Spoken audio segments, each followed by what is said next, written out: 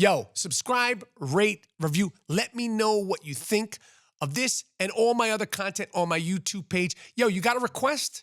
I did the George Santos rant, the gorgeous George Santos rant last week because you guys have a request. You got a rant you want me to do? Let me know. Let me know what you think of this. Let's go.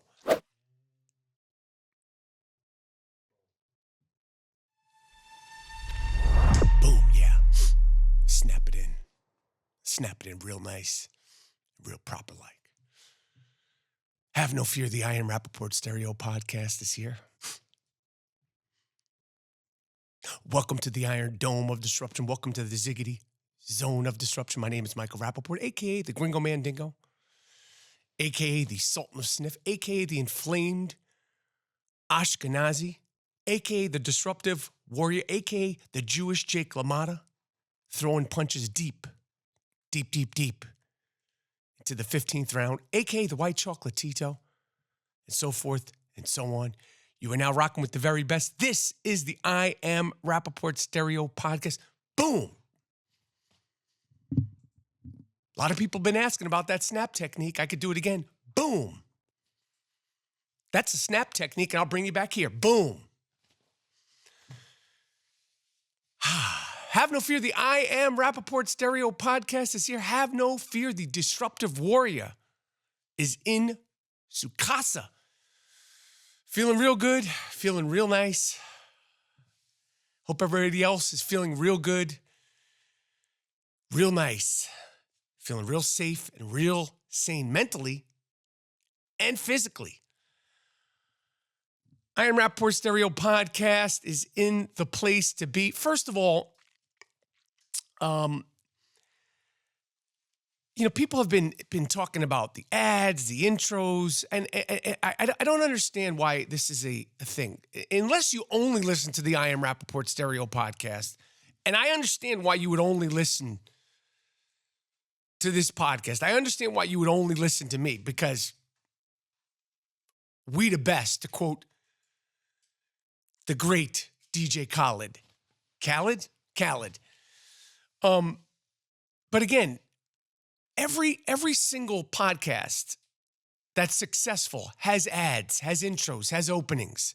I don't know what you want. You turn on the Tonight Show with Johnny Carson. They got the music. You turn on Friends. They got the theme song. Then they go to a commercial. That's what this is. It's a professional podcast. This isn't some, underground racket. Okay? You hear the sound. You see me. What do you think I'm doing this? This is a professional podcast. This is a professional production here. Hit the fast forward button. They got the 10-second thing, the 15-second. Hit the thing if it's so bad. Otherwise, stretch out. Do a couple of little, this, and get into chill, man. I don't know what other podcast that you listen to of any merit, any success that doesn't have ads and intros and so forth and so on. What do you want from me? We've done that. We've done it. We've done it all. People keep asking about the ads and the intros. Now you got me talking about the ads and the intros after the actual ads and the intros. You like that?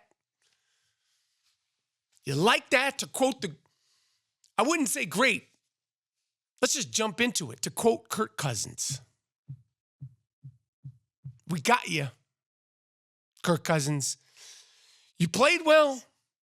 You and your Minnesota Vikings played. You played real well, but you made one play that just you didn't complete that pass, and you got lucky on that.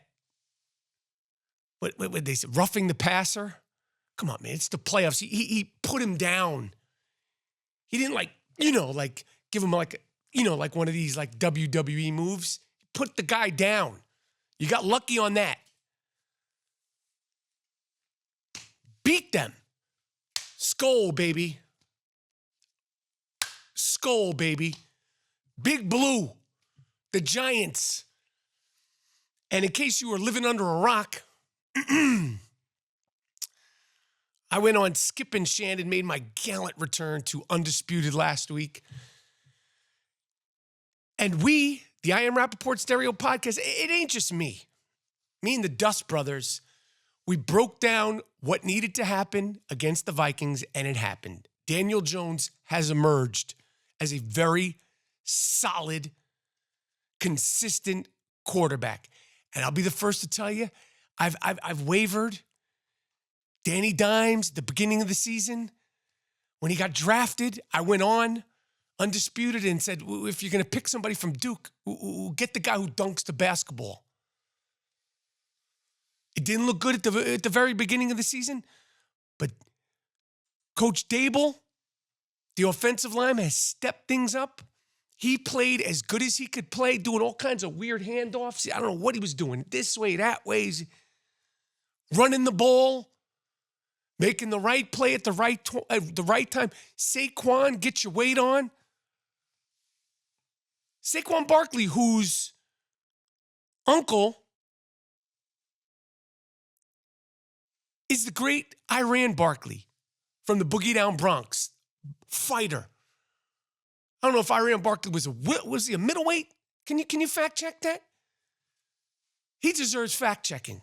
Iran Barkley he was a good fighter. Tough fighter.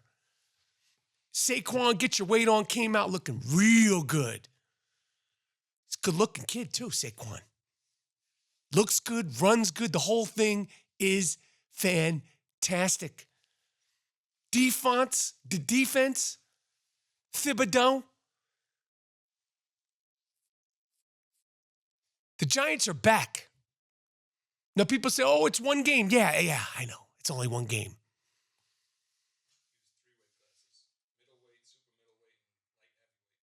Iran Barkley, 3 weight classes. Middleweight, super middleweight, light heavyweight. I used to see Iran Barkley at the clubs. Got the nice shoulders. Reminded me of the great Jake LaMotta, the Bronx Bull, the Raging Bull. And now the Giants have the Eagles. And of course, we got blown out by the Eagles when we played them last time, and that's okay. That was a long time ago, folks. That was a really, really long time ago. Things done changed. That shoulder, Jalen Hurts. I guarantee you it still hurts. This is the way it was meant to be. Philadelphia versus New York.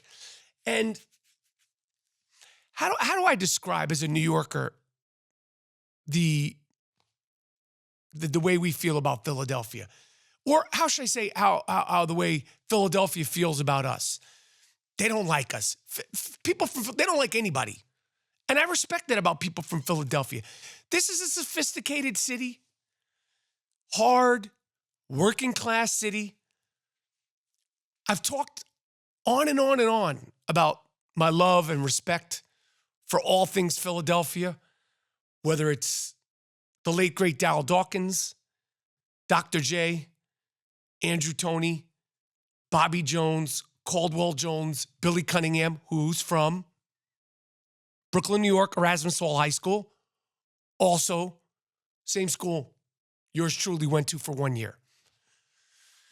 Went to Erasmus Hall High School, 86, 87. I was literally the only white kid in the school. It must have been 2,500 students in this school. First 10 days of my first year in Erasmus Hall High School, first 10 days of the semester, an article came out in the Daily News said that Erasmus Hall High School is the worst public high school in New York City. This is in the 80s. It was a Looney Tune, wild. This was like juvie hall. It was like a juvenile hall. But not everybody was nuts. The majority of the kids were just there to learn. But the ones who weren't, it was nuts. But the Daily News did an article about Erasmus Hall 86, 87 because a reporter went undercover and checked in as a student, and then wrote a whole expose, 5 different days. And he was right. Erasmus Hall was nuts. It was a nut house. When I was in Erasmus Hall that year, special ed, got it made. What's his name? The Jamaican dude who went off to big success. Mercy. Nope, not Shabba Ranks. God damn. I'll remember. My girl Lanice, Queen Pen, she was there. I literally, the second semester of the school, I missed 30 days out of, I believe it was a 60-day semester or 90-day semester. I was out of my mind. Literally 30 days of an entire semester. Failed out. And at the end of the year, they asked me not to come back. And I wasn't even a violent offender. This school had people getting slashed, people getting beaten up, guns. And this is like classic New York 80s public school. Like anybody went to school in the late 80s, 85, 86, 87, into the 90s. This was like a common occurrence, these schools. Wild. And we were so young to think that kids but a lot of those kids, I remember, they had like mustaches and goatees. Like they'd be in the 10th grade and be like 18. Anybody that went to school in New York City, 85, 86, 87, you know about, there'll be big ass fights, people getting shot, people getting beaten up. And a lot of the people that were doing the shooting and the beating up had goatees. They were like I'm telling you, 11th grade, 19 years old. Like you're 2 grades behind.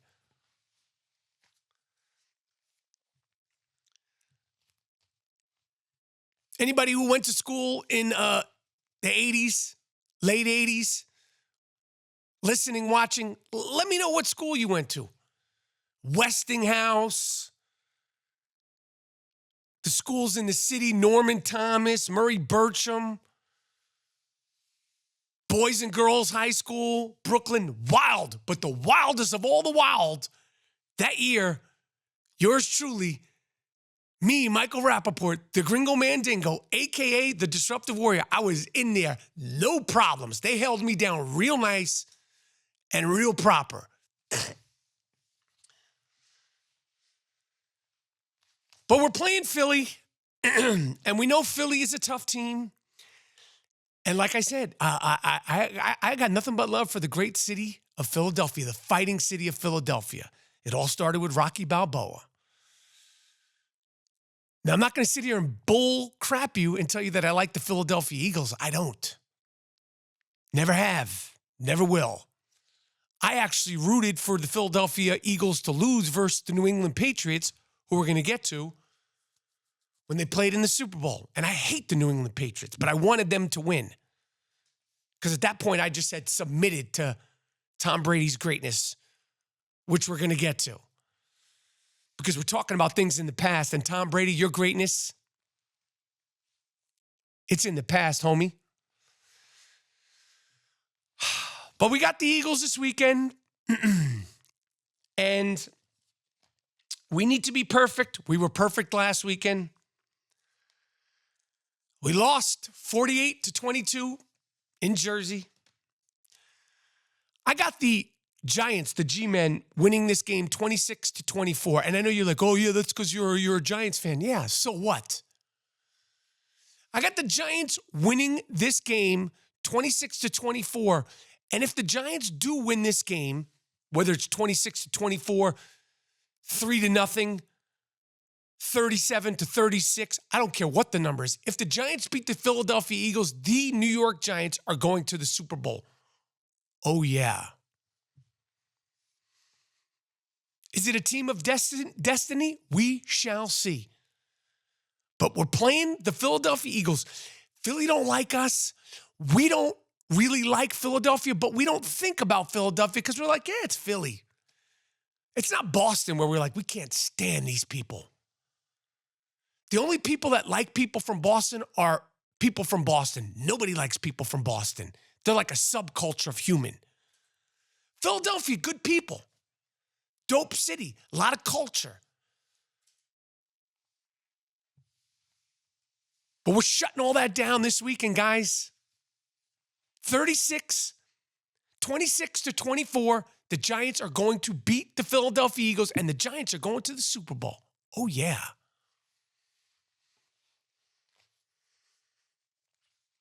We just saw Tom Brady get eliminated by the Dallas Cowboys, and I'll be honest, once again, I was a sucker. I was a sucker for love. I thought he would be able to pull it out. I thought he'd pull out another rabbit out of his avocado ice cream eating ass.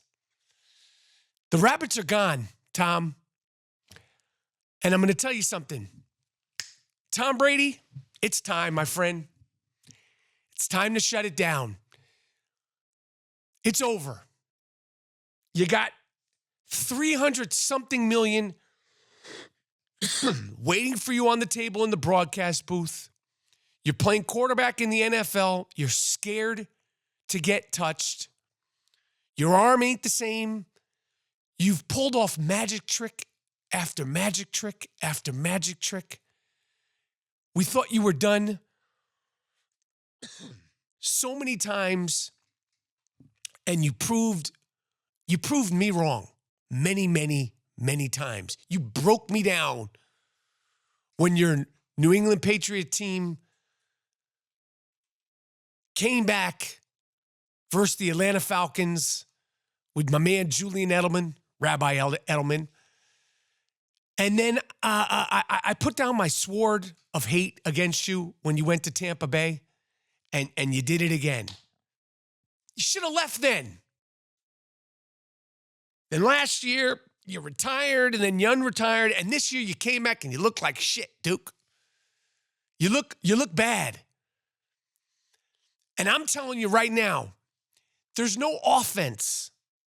There's no team. The Raiders, what's the point of playing with Davante Adams if you can't throw the ball to Davante Adams? He's not a dink and dive guy. You want to be able to use Davante Adams. Retire.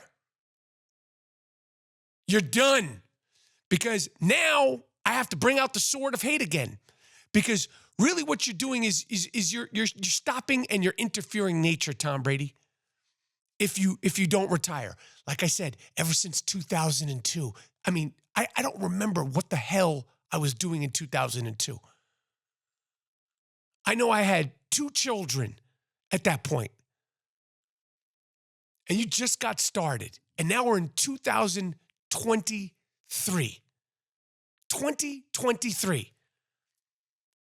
You had your fun. You had your run. You superseded all expectations. 7 Super Bowls, 6 in New England. You lifted up these mutant freak Boston, New England Patriot fans. You lifted them to the top. I mean, a band of just freaks who will have a lifetime of memories. And then you proved everybody wrong, including your coach, Bill Belichick, Bill Belichick, and you did it again in Tampa. You did it. You did it. Great defense, a great system offense.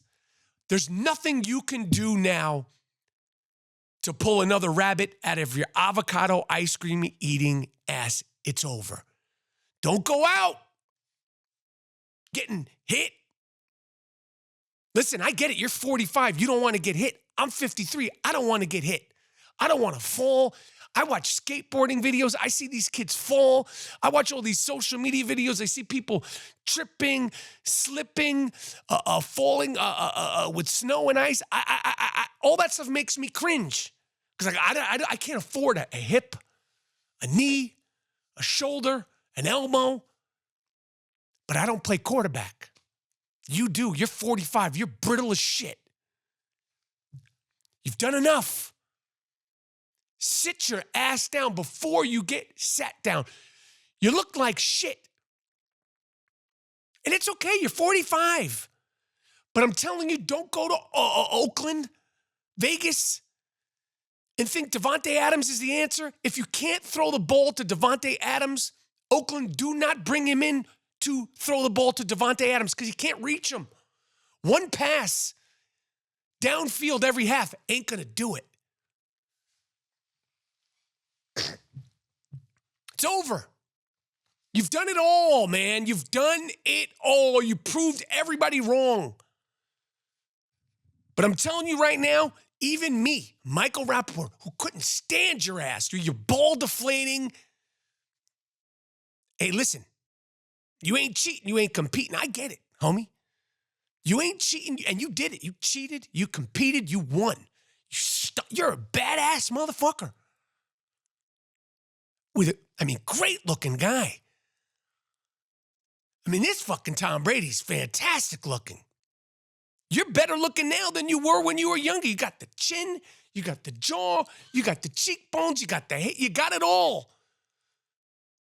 You got your faculties intact. Sit your ass down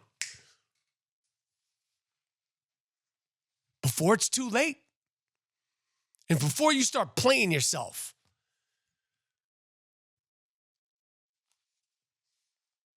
It's a great time. It was a great time rooting against you. I had a great time rooting for you in Tampa Bay. Now it is time to let the next man in. Your coach is going to get fired because of you. Let the next man do his thing. Do not interfere with nature. Let nature run its course. All trees eventually die. And you're a dead tree, you fuck. Sit down. You're finished. In Dallas, you won. Listen, I thought Tampa Bay was going to be able to do it. You beat an 8-9 team. You proud of that? You looked good against a team that shouldn't have even been in the playoffs. Dak played well. The field goal kick, I don't know what that guy's on. I don't know. He probably is not going to sleep again. Tony Pollard, the defense, Micah Parsons, you guys all looked great. But don't get hype, Jerry Jones. He starts making analogies. They're like hunting dogs. They're like hunting dogs who now they've tasted blood, and now they know the taste, and they know how to scent it. And that's what he said after the game. Jerry Jones, they're like dogs of hunters, and they're their pack, and they were looking for their prey for weeks and weeks and weeks, and then they finally found it, and then they come back, but they got blood and on their and now they know how to get that blood. Jerry, what are you talking? Shut up. Jerry Jones has the southern accent of a slave owner. I'm not saying he was one, but that's that accent. He got that southern, he got that that Django Unchained shit. But you guys, you won your game versus the 8-9 Tampa Bay Buccaneers, who should not have been in the playoffs. That was the only prediction I got wrong. No, we got another prediction wrong. Doesn't matter. Yeah, we got Chargers, who should have won that game, versus Trevor with the good hair. It's a whole different story. But now you got to go to San Francisco. Okay? And now you're playing a juggernaut. Debo, who's a savage. You don't get the nickname Debo your entire life into the NFL for not being a true blue goon. He's back. You got George the Animal Kittle. He's finally getting the ball the way he should get the ball. You got my man CMC, Christian McCaffrey. You're going to San Francisco against Bosa, the defense, and you're going to get your asses kicked real nice and real proper. Oh, yes, you're getting your asses kicked real nice and real proper in San Francisco.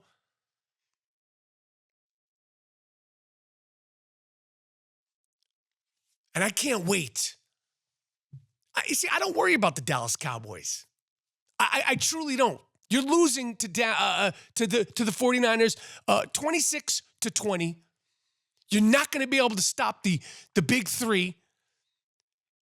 My man Brock Purdy, they haven't lost with him. He's up there.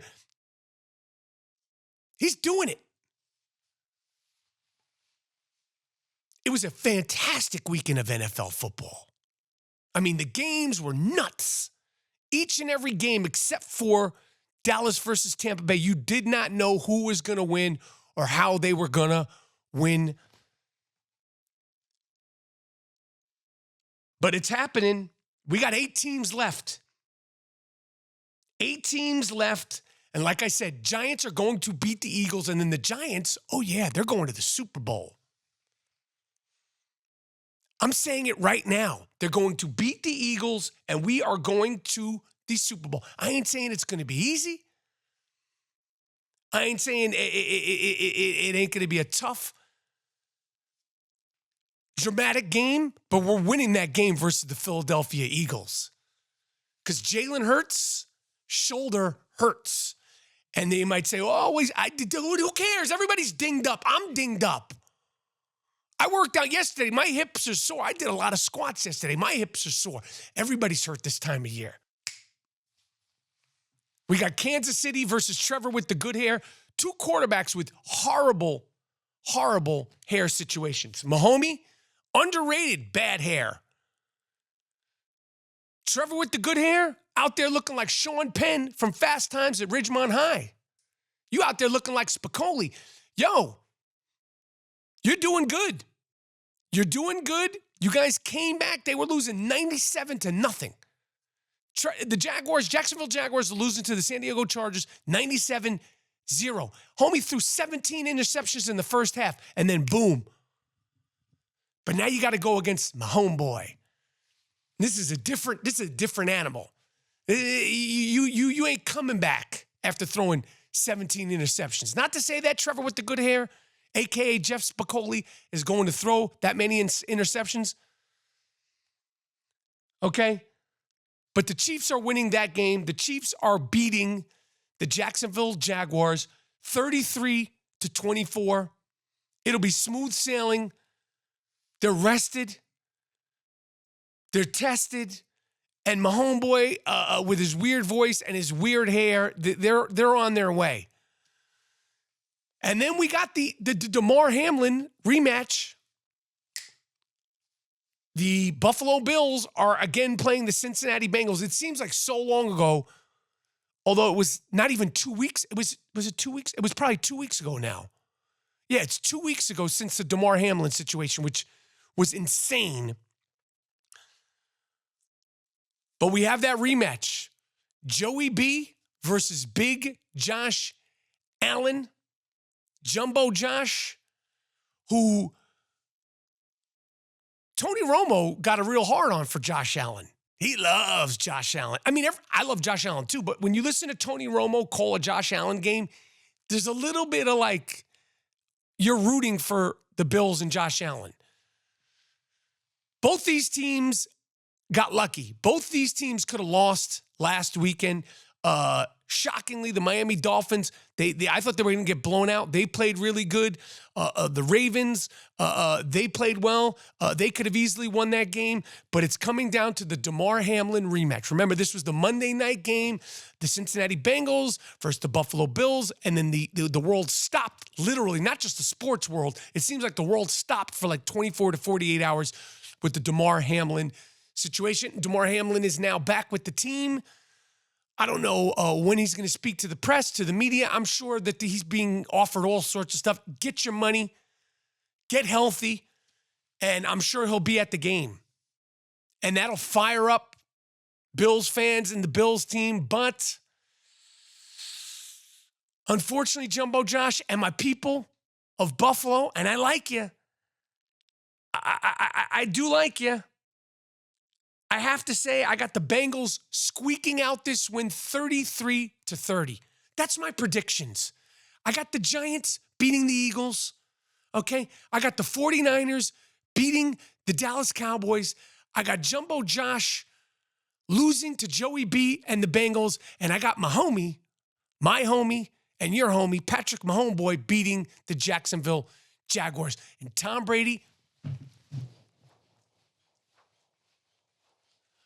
Tom Brady, this is what you need to do, homie. Sit your ass down. It's over.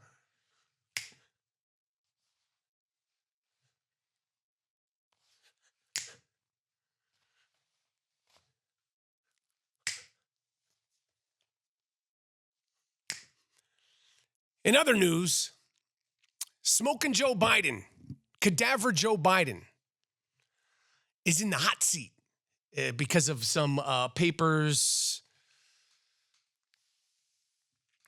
top secret papers, government papers that he shouldn't have, that he has, and they found. I've said this from Jump Street.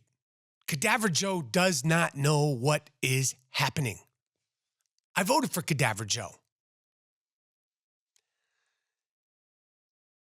If Cadaver Joe doesn't know what's happening, and even I say that Cadaver Joe doesn't know what's happening, and all the Joe Biden haters have all said that Joe Biden, he's out of it. He doesn't know what's going on. He has no idea what's happening. If all those things are true, and I truly believe that, when we find papers in his garage, how can we then say that he's responsible for putting those papers there? The guy has no clue what's going on. How is he now stealing, holding government sealed papers that he shouldn't have? Is it a setup? Is somebody trying to set up Joe Biden? Why would you try to set up Cadaver Joe, Old Man Joe, Smoking Joe Biden?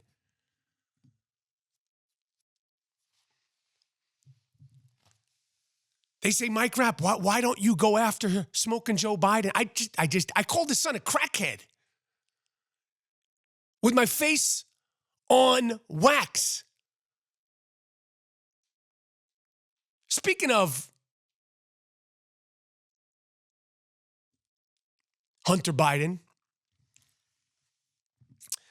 Hunter Biden has a daughter named Navy Joan, who he had with a stripper, and I don't know for sure. I can't, verify or not verify that he had his daughter, Navy Joan, with this stripper while he was on crack. But I'm assuming that somebody of the pedigree of Hunter Biden, we all know his history, he probably had this daughter with the stripper. No disrespect to strippers, by the way. But I would bet that he had this daughter with the stripper while he was on crack cocaine, that Lawrence Taylor, that Pow, that Booger Sugar, that white, that snow, that pure white powder. Now, this daughter that he had with the stripper, again, I'm assuming he had this daughter with the stripper while he was on that crack. The mother of the daughter, Navy Joe, by the way, well, let me just finish my thought. The mother, the ex-stripper, wants to give their daughter, respectfully, whose name is Navy Joan, the last name Biden. And Hunter Biden is like, nah. My crack days situation with this stripper and the baby we had, probably he didn't want to have it. Guessing, allegedly. Just throwing it out there that I'm assuming that, listen, we all, I don't want to get myself down a deep. Listen, if you're on crack and you get a stranger, let alone a stripper stranger, pregnant, you don't want that baby. That's just the way it is. That's why you shouldn't do crack. These things happen. You do weird things, like you leave your computer at the computer shop and you have babies with women you don't want to have babies with. That's just some of the ramifications of being on that crack, that LT. that New Jack City, that Pookie, that booger sugar, that pure white, which I've never done, by the way. Never done coke ever in my life. Saw one person doing coke in my life, and I was like, what the fuck? I don't mess with that yayo. But the mother of Navy Joan wants the little kid to have the name Biden. And Hunter Biden is like, I don't want you to have the name Biden because I didn't even want you. This is cold-blooded. This is him talking, not me. He didn't want the baby. He denied having the baby. They did that paternity test, and he is in fact the parent, the father of Navy Joan, and now he's saying, I don't want you to have the Biden name. And let me tell you something, ex-stripper woman, why would you want this kid to have the name Biden? She said that the name Biden is synonymous with great things and education and all that stuff. Sweetheart, it ain't going to work out for you the way it worked out. You're not getting the privileges of being a Biden baby. This is a crackhead baby. Not saying that the baby was born while, I'm just saying this is a baby that he had with you while he was on crack, and you may or may not have been doing it also. I don't know. But don't put that on the little kid. The little kid does not need the name Biden. You probably got that money, that child support. Do that. Don't give that little kid the name Biden, because they're going to be like, who's your dad? Is your dad Joe Biden? No. Who's your dad? My dad's Hunter Biden. They go, oh, the crackhead? No one wants that. No one needs that. That little kid doesn't need that. You know it. Hunter Biden knows it. Take that money, that child support, and let that little baby live a life of peace. Why would you want the name Trump? Why would you want the name Biden? Nobody, don't do it to little Navy Joan. And the name Navy Joan, did Hunter Biden have anything to do with that name, Navy Joan? If he didn't have anything to do with you naming the baby Navy Joan, why should you now be allowed to call it Navy Joan Biden? Don't do it to that little kid. Do not do it.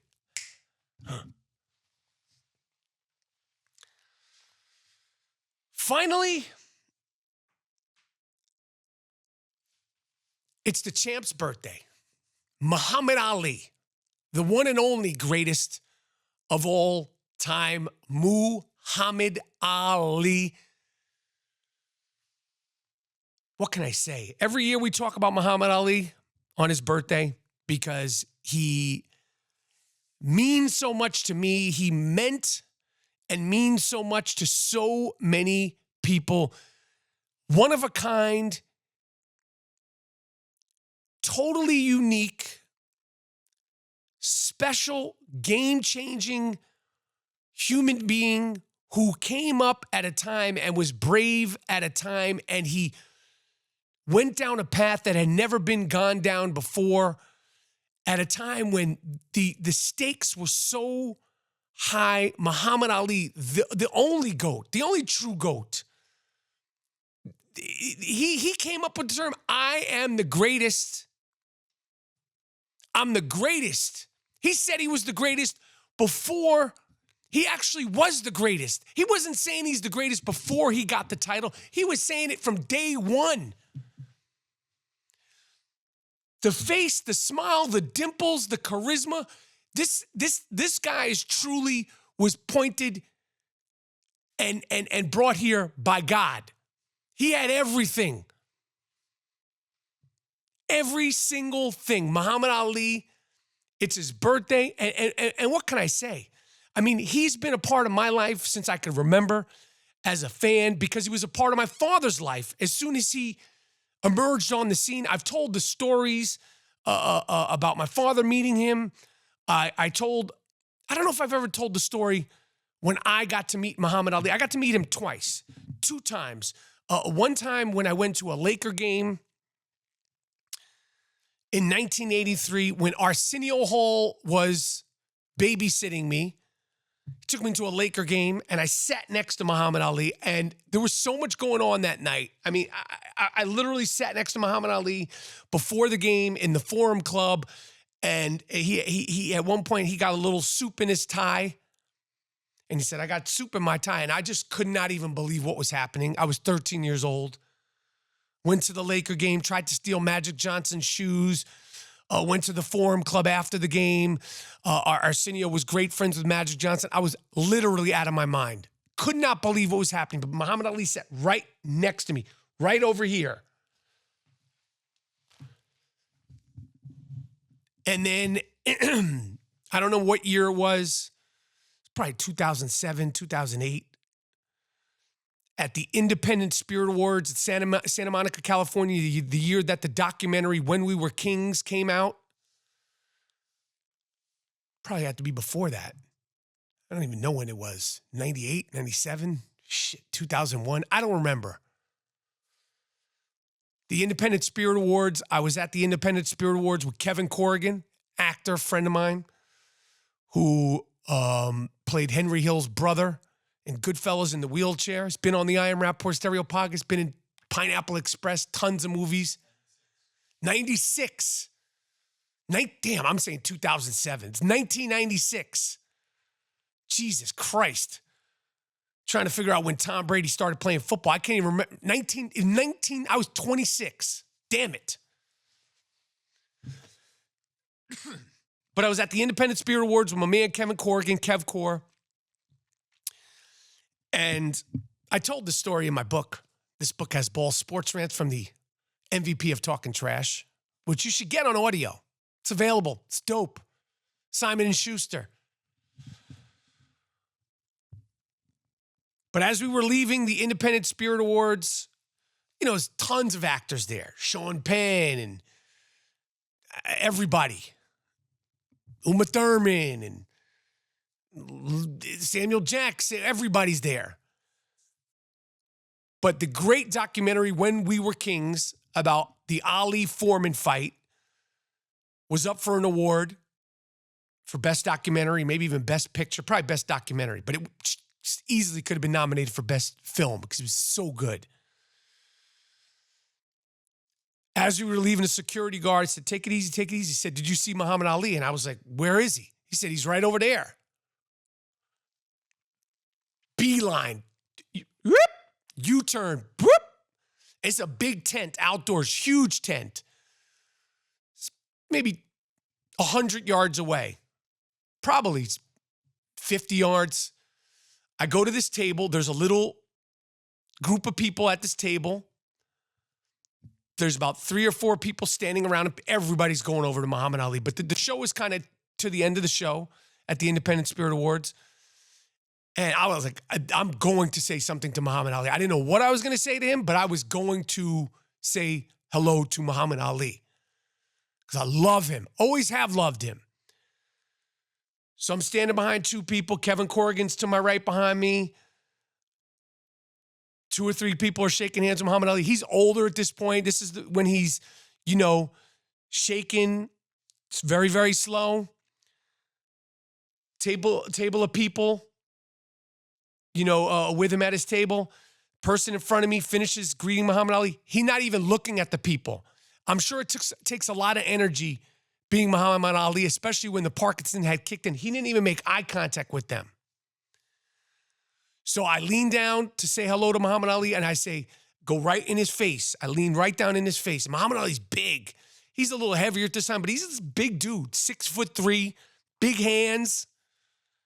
You know, he has his hands on his, I remember he has his hands on his lap, and I lean in and I said, you have meant so much to me my whole life. Me and my father, I want you to know I just love you and I appreciate you. I'm saying this like literally in his face. I'm leaning down. He's not making eye contact. He's just listening because I'm sure everybody goes up to Muhammad Ali and says things like this. Literally doesn't make eye contact with him. Doesn't make eye contact with me. And then I say to him, and I know you're okay. And Muhammad Ali literally goes like this. He looks at me and then he goes, and I lean into him and he kissed me on my cheek. And I'm telling you, I literally started crying like I saw like a beautiful angel come down. He kissed me on my cheek. I started crying. I love you. I love you so much. Kissing his hand, kissing the right hand of Muhammad Ali. And I just was literally in tears immediately from this encounter. He kissed me on my cheek. And the Monday night, this was on a Saturday, the Monday night was Oscar night because the Spirit Awards take place on the Saturday before the Oscars. I'm at the Vanity Fair Oscar party.